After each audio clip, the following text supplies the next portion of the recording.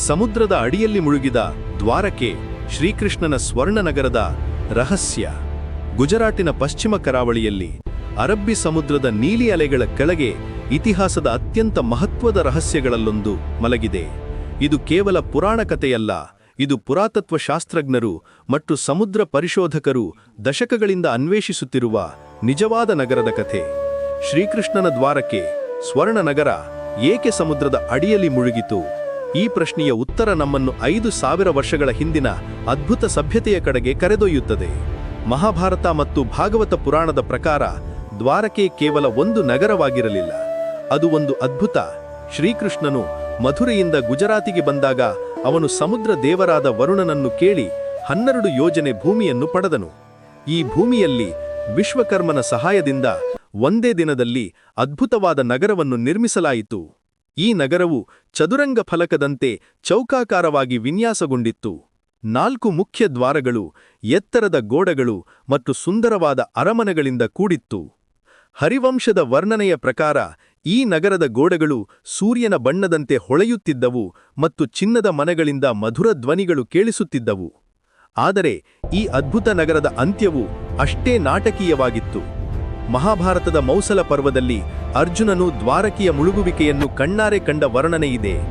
ಶ್ರೀಕೃಷ್ಣನ ಮರಣದ ನಂತರ ಸಮುದ್ರವು ತನ್ನ ನೈಸರ್ಗಿಕ ಗಡಿಗಳನ್ನು ಮೀರಿ ನಗರದೊಳಗೆ ನುಗ್ಗಿತ್ತು. ಅರ್ಜುನನ ಪ್ರಕಾರ ಸಮುದ್ರವು ಇದ್ದಕ್ಕಿದ್ದಂತೆ ತನ್ನ ಗಡಿಗಳನ್ನು ಮೀರಿ ನಗರದೊಳಗೆ ನುಗ್ಗಿತು. ಸುಂದರವಾದ ಕಟ್ಟಡಗಳು ಒಂದೊಂದಾಗಿ ನೀರಿನಲ್ಲಿ ಮುಳುಗುತ್ತಾ ಹೋದವು. ಕೆಲವೇ ಕ್ಷಣಗಳಲ್ಲಿ ಎಲ್ಲವೂ ಮುಗಿಯಿತು. ಸಮುದ್ರವು ಸರೋವರದಂತೆ ಶಾಂತವಾಯಿತು. ನಗರದ ಯಾವುದೇ ಗುರುತು ಉಳಿಯಲಿಲ್ಲ. ಆಧುನಿಕ ಪುರಾತತ್ವಶಾಸ್ತ್ರವು ಈ ಪ್ರಾಚೀನ ಕಥೆಗಳಿಗೆ ಆಶ್ಚರ್ಯಕರ ಬೆಂಬಲವನ್ನು ನೀಡುತ್ತಿದೆ.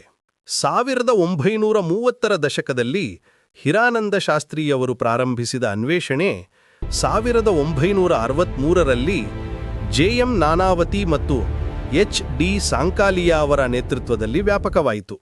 1983ರಿಂದ 90ರವರೆಗೆ ಭಾರತದ ರಾಷ್ಟ್ರೀಯ ಸಮುದ್ರ ವಿಜ್ಞಾನ ಸಂಸ್ಥೆಯ ಸಮುದ್ರ ಪುರಾತತ್ವ ವಿಭಾಗವು ದ್ವಾರಕೆ ಮತ್ತು ಬೇಟ್ ದ್ವಾರಕೆಯಲ್ಲಿ ನೀರೊಳಗಿನ ಉತ್ಖನನ ನಡೆಸಿತು. ಈ ಅನ್ವೇಷಣೆಗಳು ಅದ್ಭುತ ಆವಿಷ್ಕಾರಗಳಿಗೆ ಕಾರಣವಾದವು. ಪುರಾತತ್ವಶಾಸ್ತ್ರಜ್ಞ ಎಸ್.ಆರ್. ರಾವ್ ಅವರ ಪ್ರಕಾರ ಕರಾವಳಿ ಮತ್ತು ಸಮುದ್ರದೊಳಗಿನ ಉತ್ಖನನಗಳಿಂದ ಲಭ್ಯವಾದ ಪುರಾತತ್ವ ಪುರಾವೆಗಳು 1500 ಕ್ರಿ.ಪೂ.ನಲ್ಲಿ ಒಂದು ನಗರ ರಾಜ್ಯ ಮತ್ತು ಅದರ ಉಪನಗರಗಳ ಅಸ್ತಿತ್ವವನ್ನು ದೃಢಪಡಿಸುತ್ತವೆ.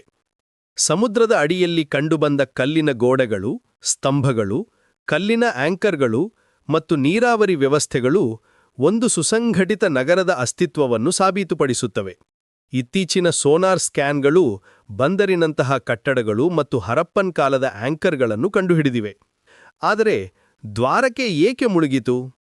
ಈ ಪ್ರಶ್ನೆಗೆ ಉತ್ತರ ಹುಡುಕಲು ವಿಜ್ಞಾನಿಗಳು ಭೂವಿಜ್ಞಾನ, ಸಮುದ್ರ ವಿಜ್ಞಾನ ಮತ್ತು ಹವಾಮಾನ ಶಾಸ್ತ್ರದ ಸಾಕ್ಷ್ಯಗಳನ್ನು ಪರಿಶೀಲಿಸಿದ್ದಾರೆ.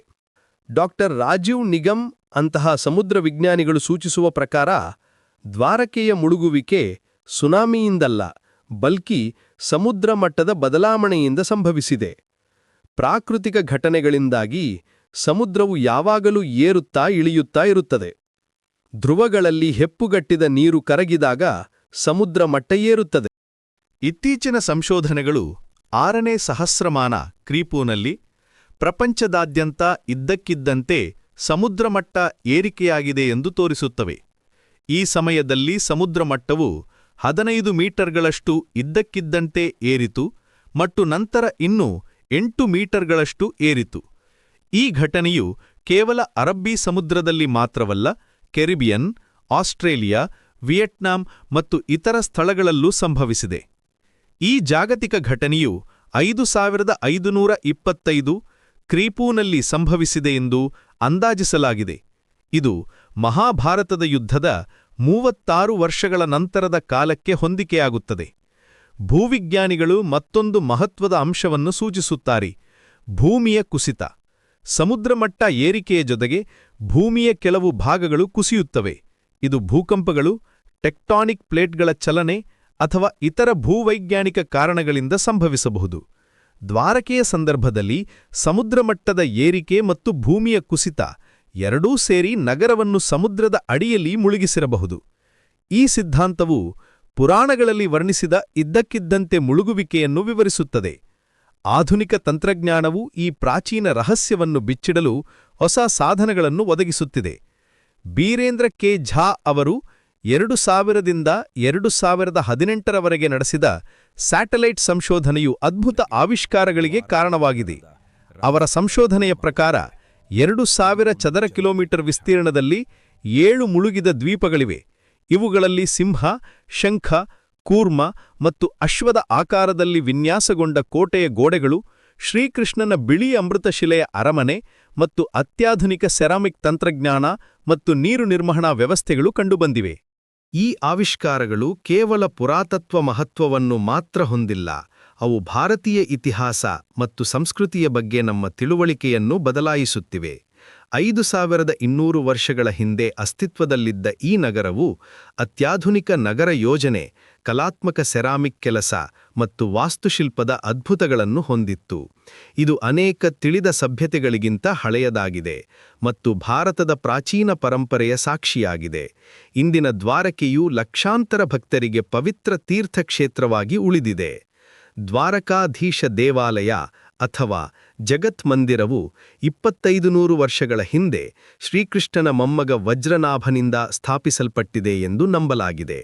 ಈ ಪ್ರಾಚೀನ ದೇವಾಲಯವನ್ನು ಹಲವಾರು ಬಾರಿ ನವೀಕರಿಸಲಾಗಿದೆ, ವಿಶೇಷವಾಗಿ 16ನೇ ಮತ್ತು 19ನೇ ಶತಮಾನಗಳಲ್ಲಿ. ಭಕ್ತರಿಗೆ ದ್ವಾರಕೆ ಕೇವಲ ಪುರಾತತ್ವ ಅದ್ಭುತವಲ್ಲ, ಇದು ದಿವ್ಯತೆಯೊಂದಿಗಿನ ಶಾಶ್ವತ ಸಂಪರ್ಕ ಮತ್ತು ಒಂದು ಇದ್ದ ಮತ್ತು ಬಹುಶಃ ಇನ್ನೂ ಅಲೆಗಳ ಕೆಳಗೆ ಇರುವ ನಗರದ ನೆನಪು. ಗುಜರಾತ್ ಸರ್ಕಾರವು ಈಗ ಮುಳುಗಿದ ದ್ವಾರಕೆಯನ್ನು ಅನ್ವೇಷಿಸಲು ನೀರೊಳಗಿನ ಪ್ರವಾಸೋದ್ಯಮಕ್ಕಾಗಿ ಜಲಾಂತರ್ಗಾಮಿ ನೌಕೆಯನ್ನು ನಿರ್ಮಿಸುವ ಮತ್ತು ನಿರ್ವಹಿಸುವ ಪ್ರಕ್ರಿಯೆಯನ್ನು ಪ್ರಾರಂಭಿಸಿದೆ. ಇದು ಸಾಮಾನ್ಯ ಜನರಿಗೆ ಪ್ರಾಚೀನ ನಗರದ ಅವಶೇಷಗಳನ್ನು ನೇರವಾಗಿ ನೋಡುವ ಅವಕಾಶವನ್ನು ನೀಡುತ್ತದೆ. ಪ್ರಧಾನಮಂತ್ರಿ ನರೇಂದ್ರ ಮೋದಿಯವರು ಇತ್ತೀಚೆಗೆ ಸ್ಕೂಬಾ ಡೈವಿಂಗ್ ಮಾಡಿ ಮುಳುಗಿದ ದ್ವಾರಕೆಯನ್ನು ನೋಡಿ ಪ್ರಾರ್ಥನೆ ಮಾಡಿದ್ದಾರೆ. ಅವರ ಪ್ರಕಾರ, ನಾನು ಸಮುದ್ರದ ಆಳಕ್ಕೆ ಹೋಗಿ ಪ್ರಾಚೀನ ದ್ವಾರಕೆ ನಗರದ ದರ್ಶನ ಮಾಡಿದೆ. ಪುರಾತತ್ವ ಶಾಸ್ತ್ರಜ್ಞರು ನೇರೊಳಗೆ ಮರೆಯಾಗಿರುವ ದ್ವಾರಕೆ ನಗರದ ಬಗ್ಗೆ ಬಹಳಷ್ಟು ಬರೆದಿದ್ದಾರೆ.